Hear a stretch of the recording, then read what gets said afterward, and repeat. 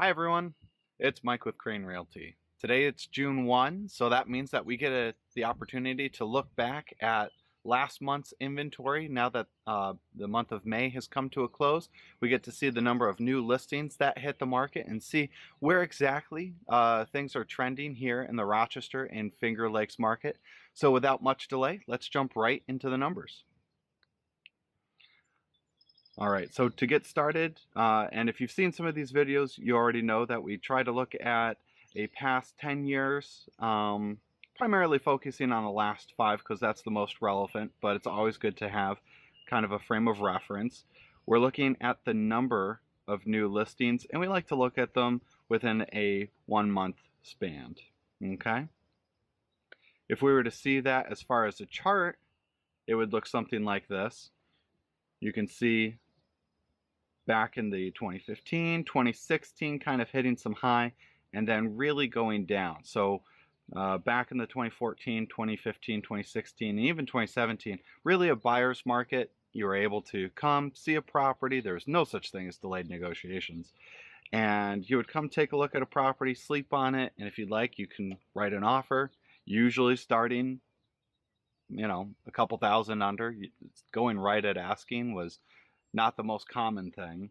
Now that's just the standard pretty much in the market. So let's click on data. All right, just a quick look here. Summertime 2017 for May, over 300. And then it looks like the high 2s and 250s for the remainder of the season. So it actually is kind of interesting. It really spiked in the springtime there. Whereas really it's kind of the exact opposite now. Previous year, again, pretty much everything after COVID shows a lot of inconsistency with the market, just because it has a lot of dips and different things and factors that are taken into consideration. But you can see right here for the month of May that we just completed, we are on the upward trend, 230 for the location of Ontario County is what we're looking at. I'll bring up 1 or 2 other locations, but just trying to keep it central on Ontario for now. You can see we started in January with 140, then we kind of dipped down, dipped up, and then kind of stabilized. And we're in the right direction. This is not really anything to get too excited about. It's roughly another 15 or so listings, which could have gone either direction, frankly. Prior to COVID, you could see again 2019, well, even 2018, almost 300, over 300. That was pretty common for May. Now we're at the low 200s. So hopefully we're starting to show signs of getting back. Again, back in last year, it was in the 187. Okay. So let's take a look here and we'll bring up a location. I'm not going to bring up each individual town or anything like that, but just for fun, let's bring up the town of Webster, because I was out there this past couple of weeks doing appointments and I'm curious to see what that looks like. All right, so trend downwards is what we can kind of expect. We won't see the true trend upwards until we really hit our peak in the summertime. Last summer looked something like this for 2021. Clicking on data.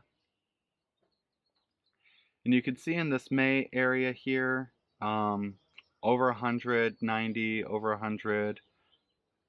And then May 94, or excuse me, 95, 104, 86. That was when, COVID was taking place.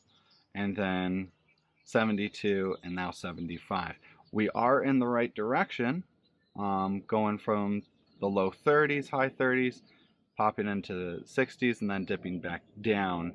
Oddly enough, that resembles what happened in Ontario County as well. The month of April, for some reason, was really soft.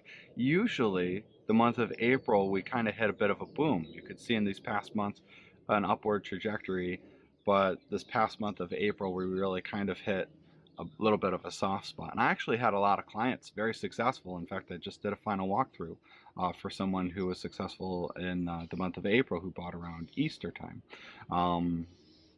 So But with regard to the listings for Webster location, it looks like they're on the upward trajectory, which is great to see. And we'll take a quick look at Monroe County.